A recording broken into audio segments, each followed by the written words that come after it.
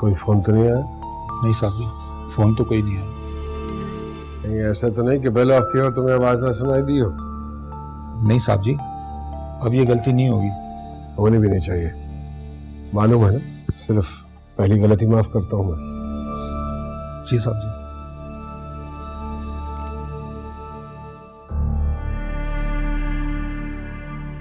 देखो साहब ये रज्जो है। शाहजी, मैं हमीदा की भांजी हूँ, खानपुर से आई हूँ। मासी बीमार है तो उसने मुझे काम के लिए भेजा है।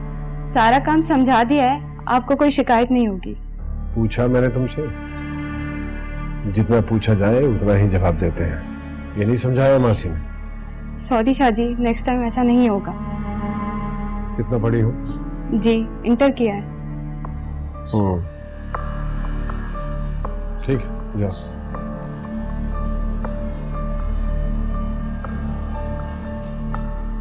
नजर रखना इस पर। पता करवा लिया ना सारा? जी साहब जी। इश्क करने ना बैठ जाना इसके साथ। जो हुक्म हो।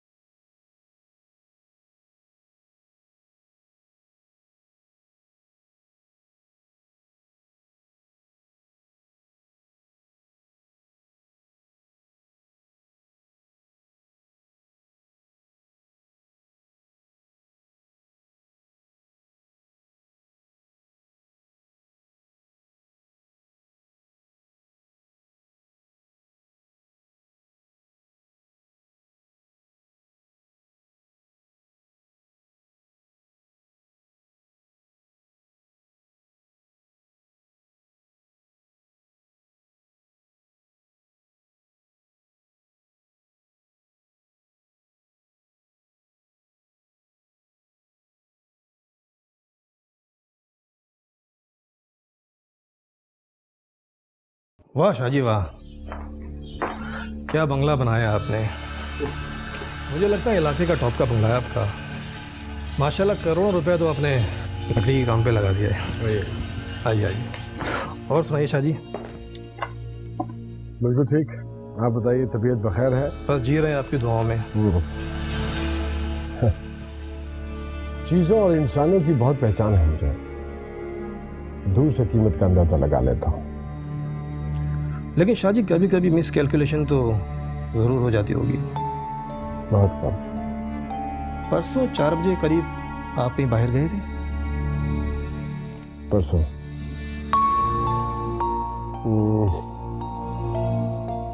हाँ, याद था। मेरी एक मीटिंग थी। एम नज़ीर का नाम तो सुना होगा आपने? जी जी, बड़े आदमी हैं। शहर के गिने चुने रईसों में उनका नाम आता है। पिछली बार इलेक्शन में भी खड़े हुए थे, चंद वोटों से हार गए थे। ठीक। हाँ, बस वो और मैं मिलके एक चैनल खोल रहे हैं, टीवी चैनल। उसी की मीटिंग थी, उसके लिए गया था। वैसे रास्ते में कोई हादसा वगैरह तो पेश नहीं आया था?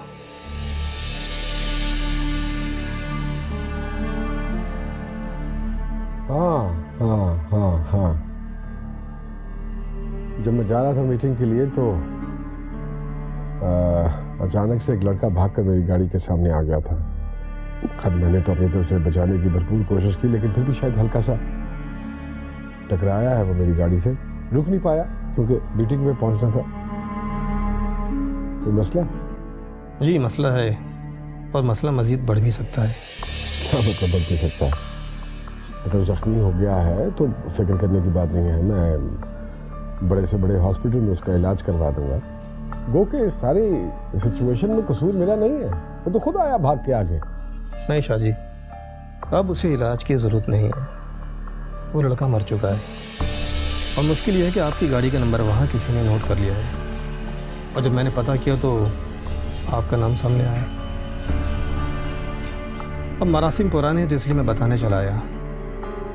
एक मिनट। ओहो, ये तो सुन के बहुत अफसोस हुआ कि वो मर गया। लेकिन अब मेरे लिए क्या मुश्किल है? मुश्किल यही शाहजी, आपकी गाड़ी का नंबर नोट हो चुका है और वाकये का चश्मदीद गवाह एक सरफिरा जर्नलिस्ट है। वही उस लड़के को हॉस्पिटल आया था, FIR कटवाने की बात कर रहा था। कह रहा था कि मुजरिम को सज़ा दिलवाएगा। FIR? क्या नाम है उसका? आरिफ नाम है उसका। बहुत सड़ियल दिमाग जर्नलिस्ट है तो फ्रीलांस जर्नलिस्ट, मगर काफ़ी मशहूर है। बहुत सुनी जाती है उसकी। हाँ, लेकिन हमसे ज़्यादा नहीं सुनी जाती। और ये फैसला भी हमें ही करना होता है कि किसकी सुनी जाए और किसकी नहीं। जानते हैं शाहजी आपकी पावर, लेकिन वो जर्नलिस्ट कुछ ज़्यादा ही टेढ़ा है। ये वही जर्नलिस्ट है ना जो सोशल मीडिया पे आजकल पानी के हवाले से बहुत शोर मचा रहा है। जी जी, बिल्कुल वही। ठीक है, कोई बात नहीं है, देख लेंगे उसे। मेरा एक मशवरा शाहजी आपको, ये आरिफ जैसे जर्नलिस्ट जब तक जीते हैं ना, तब तक आंखों में खटकते हैं, और अगर इनको मार दिया जाए तो ये हालत में आ जाते हैं। ऐसा कोई कदम नहीं उठाइएगा आपसे मरासिम में, मैं इसलिए आपको बता रहा हूँ। चलता हूँ, कैलकुलेशन कर लीजिएगा आप।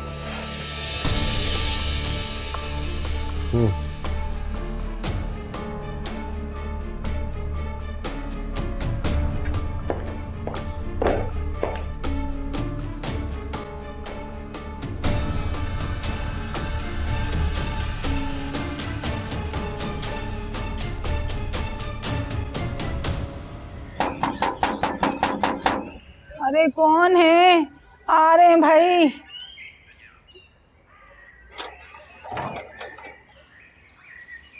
अस्सलाम वालेकुम, मेरा नाम आरिफ है, मैं एक जर्नलिस्ट हूँ। आप आए, आपका शुक्रिया। हमें आपसे कोई बात नहीं करनी। मैं आपका गम समझता हूँ। आपके बेटे को मैंने ही हॉस्पिटल पहुँचाया था। हादसे के वक्त मैं सड़क के करीब था। इससे क्या फर्क पड़ता है कि आप वहाँ मौजूद थे या नहीं? वहाँ सुना है लोगों की बहुत भीड़ थी, लेकिन हुआ क्या? मेरा बेटा तो मर गया ना। सब्र करें, वो हादसा शदीद ही इतना था कि वो हादसा नहीं था, वो मेरे बेटे का कत्ल था। रोड पे चलने वालों को वो कीड़े मकोड़े समझते हैं। वो अपनी बड़ी बड़ी गाड़ियों में पैदल चलने वालों को जिंदा रौंद देते हैं, और इन बड़े लोगों को कोई नहीं पकड़ता क्योंकि ये बड़े लोग हैं। ऐसा नहीं, मैं उस शख्स को सजा दिलवाऊंगा जिसकी कार के साथ ये हादसा हुआ। ऐसा नहीं है कि इंसाफ नहीं है, आज भी कुछ लोग हैं जो इंसानियत को अहमियत देते हैं। आपके बेटे का खून रायगा नहीं जाएगा। मेरा बेटा तो मेरा वाहिद सहारा था, नौकरी की तलाश में दर बदर फिर रहा था वो। आपका दुख उन तमाम माओं की दुख की अक्कासी करता है जो किसी न किसी हादसे की वजह से बेयारो मददगार हो गए। उस बेरहम इंसान को अदालत के कटोरे में लाएं। मैं उसका गिरेबान पकड़ के पूछूंगी, ऐसे किसी के बच्चे को कुचल कर चला जाए और फिर घर में बैठ के रोएगा या इंसाफ मांगेगा? आप ठीक कह रही हैं।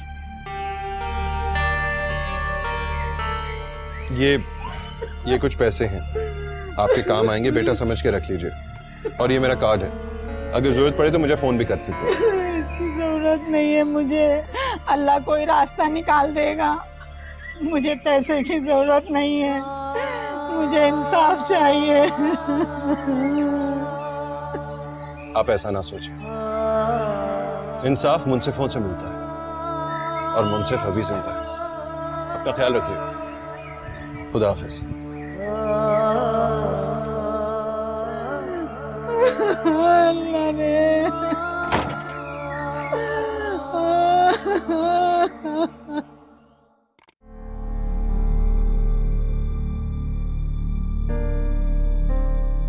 मैं तुम्हारी फीलिंग समझ सकती हूँ आरिफ, लेकिन ये पहला हादसा नहीं है। हमारी मुल्क की सड़कें इस तरह के हिट एंड रन्स की कहानियों से भरी पड़ी हैं। और कातिल आजाद घूम रहे हैं।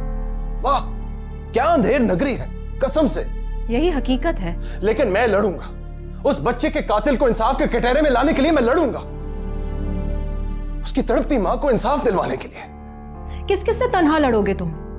सिस्टम से, कातिल से, पुलिस से या अदालत से? It's a vicious circle Arib, और प्लीज इस यूटोपिया से बाहर निकलो तुम। मैं इन सबसे टकराने का हौसला रखता हूं सुमेरा। मैं तुमसे बार बार एक ही बात कहती हूँ, तुम ये न्यूज़पेपर्स और सोशल मीडिया में कॉलम लिखकर अपनी दिल की भड़ास निकालने के बजाय न्यूज चैनल क्यों नहीं ज्वाइन कर लेते?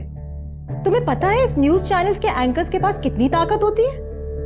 क्योंकि उनके पास किसी ना किसी बासर फर्द, इदारे या पार्टी की बैकिंग हासिल है। लेकिन हर चैनल का अपना अपना एजेंडा होता है। और तुम्हारा अपना एजेंडा? हाँ, और फिलहाल मेरा एक ही एजेंडा है, उस बच्चे की मां को इंसाफ दिलाना है। That's it. मैंने आपके कॉलम पढ़े हैं, बल्कि सोशल इश्यूज पर आप बहुत अच्छा लिखते हैं। इनफैक्ट आपके टॉक शोज भी देख रखे हैं मैंने। बड़ी बेबाकी से इज़हार ख्याल करते हैं। जो सच समझता हूं वही लिखने और बोलने की कोशिश करता हूं। हम चाहते हैं कि आप हमारे चैनल पे एक तगड़ा टॉक शो करें। श्योर, व्हाई नॉट, लेकिन बशर्त ये कि आप मेरे पर नहीं काटेंगे। देखें, जब तक आपकी उड़ान से हमारे चैनल को किसी किस्म का कोई नुकसान नहीं होता, आपके पर महफूज है।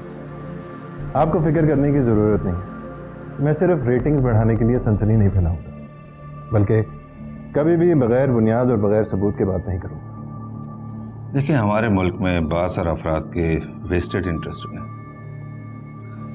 समाजी, सियासी, दहशतगर्द, हर तरह की माफिया है। बात सब्जेक्ट ऐसे हैं जिनके खिलाफ हम आवाज़ नहीं उठा सकते, बल्कि कुछ इदारे और अफराद भी ऐसे हैं जिनको हम टारगेट भी नहीं कर सकते। वेल, इन दैट केस मुझे आपसे माजरत करनी पड़ेगी। मैं इतनी पाबंदियों और दबाव के नीचे काम नहीं कर सकता। जनाब, मैंने सहाफ़त पैसा कमाने के लिए शुरू नहीं की। मैं असली सहाफ़त करना चाहता हूँ। मैं अपने कलम और अपने जहन से इस करप्ट और जालिम सिस्टम को बदलना चाहता हूँ। अब मेरे लिए मेरी नौकरी से कहीं ज़्यादा ज़रूरी मेरा मकसद है। जो सोच आपकी है, मैं नहीं समझता कि इतनी आज़ादी आपको कहीं मिल सके। जी, शायद आप ठीक कह रहे हैं। वेल, मुझे इजाजत है। Wish you all the best. Thank you. खुदा हाफिज़। क्या हाल है इन लोगों का।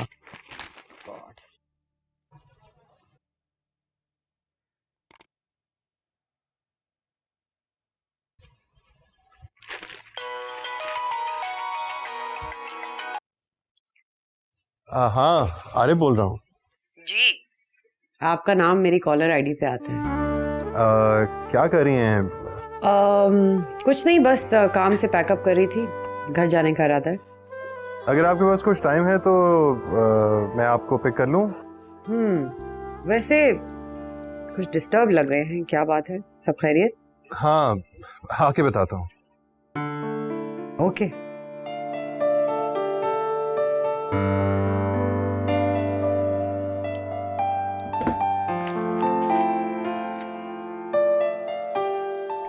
हाँ सजाद, वो मेरी कुछ फाइलें हैं जो आपके पास थी, वो पैक कर दीजिएगा, मैं निकल रही हूँ। ठीक है, ओके, थैंक यू।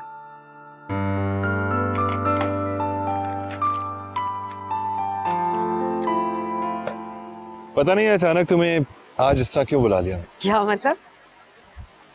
बस एक सोच में था और अचानक तुम्हारी याद आ गई। क्यों? किसी और की याद आनी थी? नहीं, याद जिसकी आनी होती है उसी की आती है। कॉन्सेप्ट बहुत अच्छा है। सही से बताओ, क्यों बुलाया? वेल, आज मैं एक टीवी चैनल पे गया, उन्होंने जॉब के लिए बुलाया था, अभी वहीं से आ रहा हूं। और वहां तुमने जॉब ठुकरा दी, am I right? हाँ, कुछ ऐसा ही हुआ था। तुम्हें कैसे पता चला? भाई, हमने आपकी तहरीरें पढ़ी, और आपको इजहार ख्याल करते हुए भी देखा है, और आपकी शक्ल काफ़ी ट्रांसपेरेंट है, तो ज़्यादा एक्सप्लेन करने की ज़रूरत नहीं पड़ी। बताइए क्या हुआ? मुझे अफसोस इस बात का नहीं है कि मुझे नौकरी ठुकरानी पड़ी। मुझे दुख इस बात का है कि यहाँ के मीडिया चैनल्स भी अच्छे ज़हनों को खरीद के अपने मकासद के लिए इस्तेमाल करना चाहते हैं। समझ नहीं आती इस मुल्क में इस तरह तब्दीली कैसे है, जब तक सच को सच और झूठ को झूठ ना कहा जाए। अरे ये इनकलाब रातों रात नहीं आ सकता। पहले आपको वो जहन तैयार करने होंगे जिनसे आपको वो आवाज़ें मिल जाएंगी जो आपकी आवाज़ के साथ अपनी आवाज़ जोड़ें। हाँ सही कह रही, लेकिन मेरा दिल कहता है कि दिल की बात आप हम जैसे शायरों पर छोड़ दें और वो करें जो दिमाग कहता है। अच्छा क्यों, मेरा दिल नहीं है क्या? नहीं।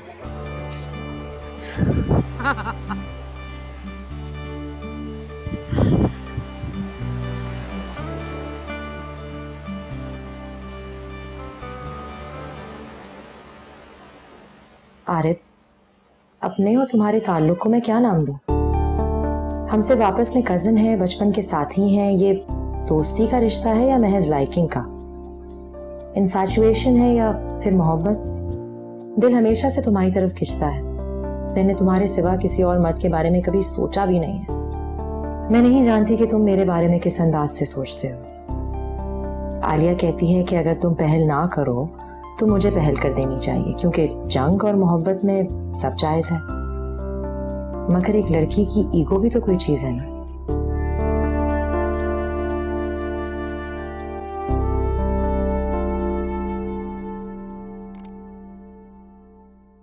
सुनो जी शाहजी।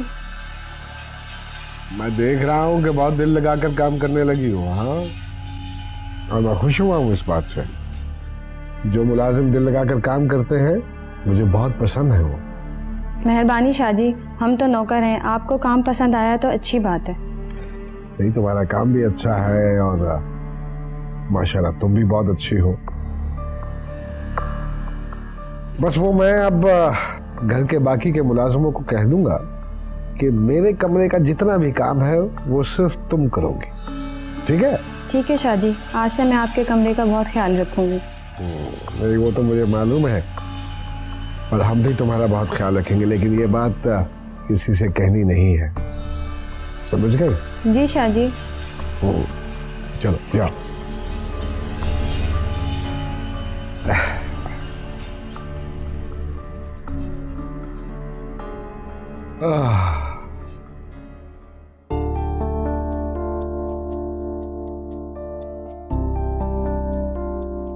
वो कितना मुख्तलिफ है, उसकी सोच कितनी मुनफरिद, कितना खरा और बेखौफ है। जो ठान लेता है वो कर गुजरता है। उसके बात करने का अंदाज, उसके मिजाज का बागपन और उसकी शख्सियत कितनी पुरकशिश है। मगर मैं उसके बारे में क्यों सोच रही हूं?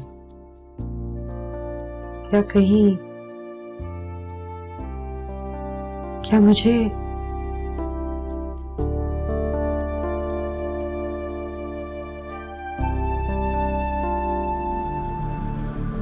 इंसानी हकूक का तकाजा है कि बिला इम्तियाज सबको पानी मिले, मगर अफसोस के बद इंतजामी की वजह से पानी की किल्लत हो रही है। इस बद इंतजामी की कई वजूहात हैं जिसकी वजह से पानी ज़ाया हो जाता है, लेकिन ये सब मैं आपको बाद में बताऊंगा।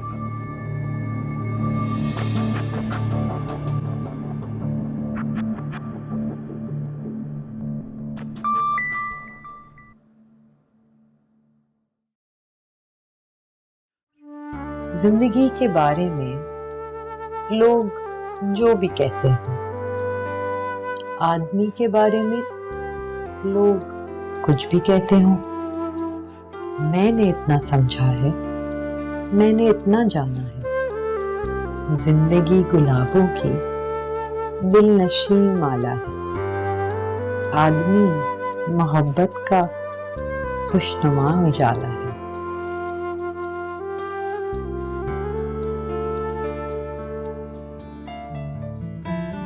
कितनी आइडियलिस्टिक लड़की है, ख्वाबो ख्याल की दुनिया में रहती है। अपनी हसीन आंखों के सामने ऐसे सब कुछ खूबसूरत लगता है। आपको यहाँ शाह साहब ने इसलिए बुलवाया कि इन्हें आपके बेटे के मरने का बहुत दुख है। देखिए, आपके साथ कोई हमारी दुश्मनी तो है नहीं, ना ही आपके बेटे के साथ थी, और ना ही हम इतने जालिम लोग हैं कि किसी के दुख दर्द में शरीक ना हो सके। एहसास हमें भी होता है। क्यों मौलाना साहब, क्या कहते हैं आप इस बारे में? बहुत अच्छी बात है, ये इतने बड़े आदमी होकर भी गरीब लोगों का ख्याल रखते हैं। देखो, तुम्हारा बेटा बेरोजगार था, नौकरी ढूंढता फिर रहा था, होगा किसी ख्याल में। इसमें शाह साहब का कोई कसूर नहीं है। गाड़ी अगर तेज़ रफ्तारी में जा रही हो और अचानक कोई सामने आ जाए तो ब्रेक लगाना मुश्किल होता है। अक्सर गाड़ियां पलट भी जाती हैं। आप इसको इस तरह ले लीजिए कि मुझ पे मुकदमा करके कितना अरसा आप ये केस लड़ सकती हैं, बताइए। बिल्कुल, शाह साहब चाहें तो पैसा खिलाकर मुकदमे से बिल्कुल साफ निकल सकते हैं, लेकिन इनके दिल में गरीबों के लिए दर्द है। शाह साहब चाहते हैं कि तुम कसास के 10 लाख रुपए लेकर अपनी बाकाया ज़िंदगी खुशगवार तरीके से गुजार सको। तुम्हारा बेटा भी अगर होता तो इतना पैसा कमाने में ज़माना लगा देता। बात ये नहीं है इंस्पेक्टर साहब, औलाद तो औलाद होती है, पैसा इसका बदल तो नहीं है। हाँ, शरई तौर से अगर ये खातून चाहें तो अपने बेटे का कसास ले सकती हैं या फिर अदालत का दरवाज़ा खटखटा सकती हैं, फिर जो कानून फैसला करे। अरे छोड़िए मौलाना साहब, हम लोग जहाँ रहते हैं वहाँ कहाँ इंसाफ मिलता है। अदालत में आप थोड़े से पैसे लगाएं और अपनी मर्जी का फैसला ले लें, ये तो हो रहा है यार। वकील तो कह रहा था कि 2-3 लाख रुपए देकर केस निपटा देते हैं, लेकिन शाह साहब ने साफ मना कर दिया। ये चाहते हैं कि आपके साथ इंसाफ हो। अगर आप चाहती हैं तो मैं आपके नाम का 10 लाख रुपए का चेक बनवा दूँ। और अगर आप अदालत में जाना चाहती हैं तो मर्जी है आपकी, मुझे कोई एतराज़ नहीं। लेकिन मैं तो यही कह रहा था कि अगर एक मर्तबा अदालत में केस चला गया तो फिर हम ये वाला फैसला नहीं कर पाएंगे। आप समझ रही हैं ना मेरी बात? आप लोग इन्हें मजबूर ना करें, इन्हें सोचने तो दें।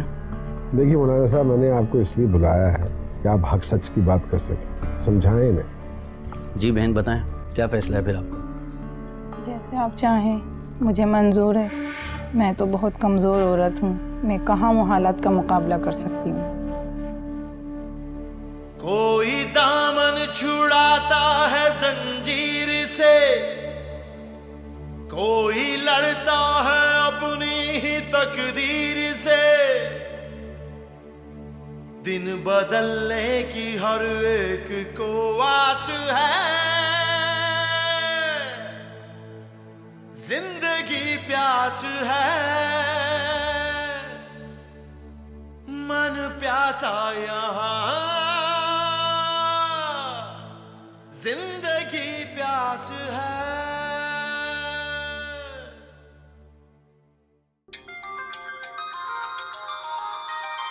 हेलो हेलो आरिफ साहब, मैं निजाम बात कर रहा हूँ। उस दिन जो मुजाहरे में आपसे मुलाकात हुई थी, याद है? जी जी, क्या हाल है आपके? मैं ठीक हूँ आरिफ साहब। एक बुरी खबर। बताइए। आपको याद होगा, मुजाहरे के दौरान आपने 3 बच्चे पानी की कमी की वजह से अस्पताल भिजवाए थे। हाँ हाँ, क्या हुआ उन्हें? बहुत अफसोस के साथ कहना पड़ रहा है, वो तीनों बच्चे इंतकाल कर गए। डॉक्टर ने काफी कोशिश की मगर वो कामयाब नहीं हो सकी। बहुत अफसोस हुआ सुन के। मुझे इत्तला देने का बहुत शुक्रिया। नहीं आरिफ साहब, क्या बात कर रहे हैं, ये तो मेरा फर्ज था।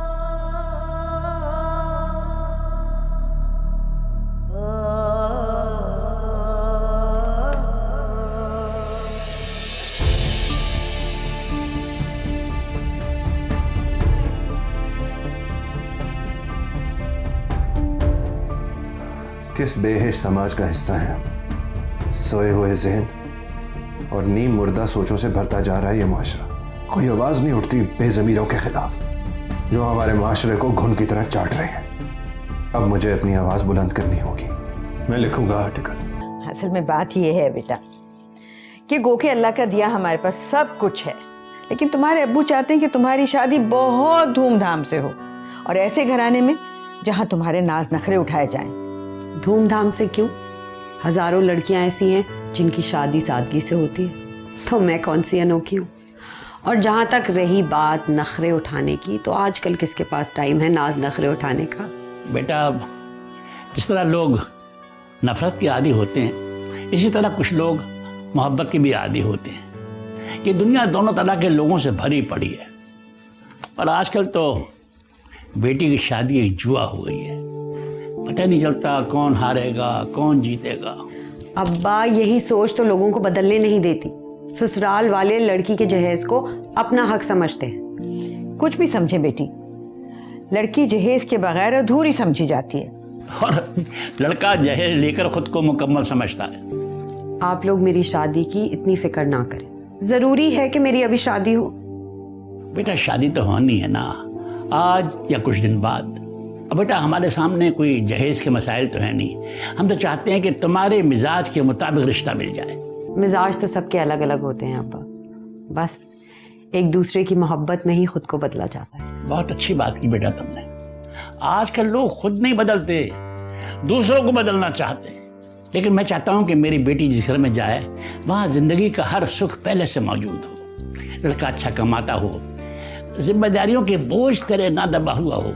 आप दोनों प्लीज मेरे लिए इतना परेशान मत हो, वरना मुझे अपना आप एक बोझ लगने लगेगा। और आपकी बेटी इतनी गई गुजरी नहीं है कि लोगों के आगे मोहब्बत की खैरात मांगे। अरे बेटा, बेटियों की काबिलियत कौन देखता है? लड़कियों की शराफत, हया, तहजीब सब बेमानी हो जाती हैं अगर लड़की अच्छा जहेज न लाए। अच्छा बेटा, अब हम तो चले। अब तुम माँ बेटी जहेज के बारे में गुफ्तगू करती रहो। शब बखैर अब्बा। शब बखैर बेटा। अच्छा बता, नया शेर सुनाऊं? हाँ सुना। ओके। बहुत सन्नाटा रहता है मेरे एतराफ में अब भी, बहुत सन्नाटा रहता है मेरे एतराफ में अब भी, मेरी आवाज सुनती हैं मेरी खामोशियां अक्सर। मुझे समझ में नहीं आया कोई इतना। अच्छा आगे तो सुने कि ये मुमकिन है मिल जाओ किसी रास्ते पे तुम मुझसे, फिजाएं मुझसे करती हैं यही सरगोशियां अक्सर। हाँ, ये मुझे अच्छा लगा।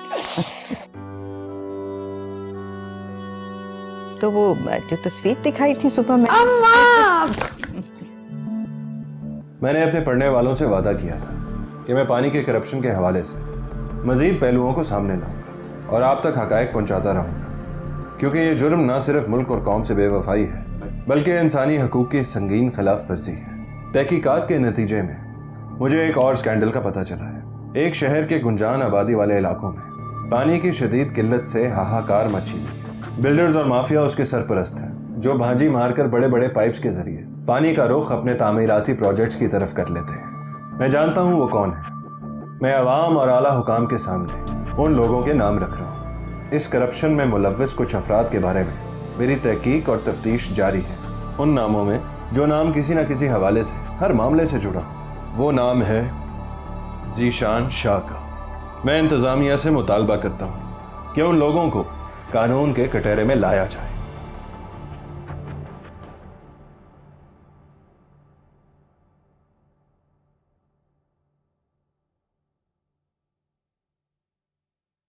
कहाँ की सवारी है जनाब? घर की तरफ जा रही हूँ। आओ, मैं तुम्हें ड्रॉप कर देता हूँ।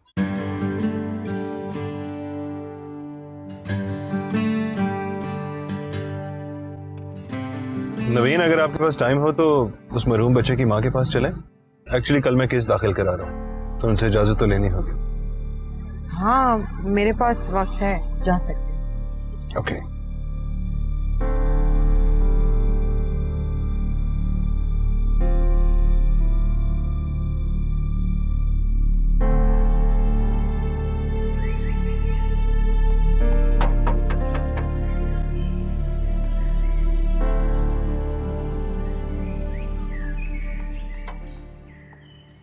वालेकुम। अस्सलामुअलैकुम। जी, क्या काम है आपको? आपने मुझे पहचाना नहीं? आपको काम क्या है? मैं जर्नलिस्ट हूँ, आपके पास पहले भी आया था। मैं आपकी बेटे की केस फाइल खुलवा रहा हूँ। क्यों खुलवा रहे हैं केस फाइल? इनका मतलब ये है कि इन्होंने मुजरिम को पहचान लिया है तो अब केस करने में आसानी होगी। नहीं नहीं, हमें अब कोई केस वेस नहीं करना। ये क्या कह रही हैं आप? मैंने इतनी मेहनत की है इस केस के पीछे। आप मायूस ना हो, मुजरिम को सजा जरूर होगी। मैंने कह दिया ना, मुझे कोई केस वेस नहीं लड़ना। मेरा बेटा अपनी गलती से हादसे का शिकार हुआ है, अल्लाह की अमानत थी, उसने ले लिया। अरे मुझे लगता है उस शख्स ने इन्हें खरीद लिया। हाँ हाँ, खरीद लिया उन्होंने मुझे पैसे देकर। और मैं कहाँ अदालतों के चक्कर लगाती फिरूंगी? मेरे पास अपने खाने के लिए नहीं है और मैं अदालतों में पैसे खर्च करती फिरूंगी। लेकिन खर्चा तो सारा मैं कर रहा था, आपने सिर्फ मेरा साथ देना था। आपने अपने मुर्दा बेटे को बेच के अच्छा नहीं किया। हाँ हाँ जाएं, बेच दिया मैंने अपने मुर्दा बेटे को। जाओ, मुझे कोई केस वेस नहीं करना, कोई पैसे। चले। अरे मगर सुने तो। नहीं बस मुझे बात तो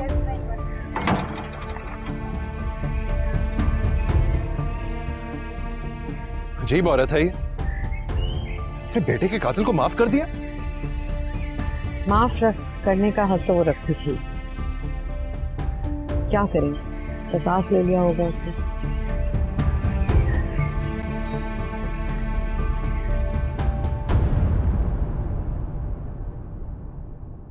मन प्यासा यहाँ जिंदगी प्यास है,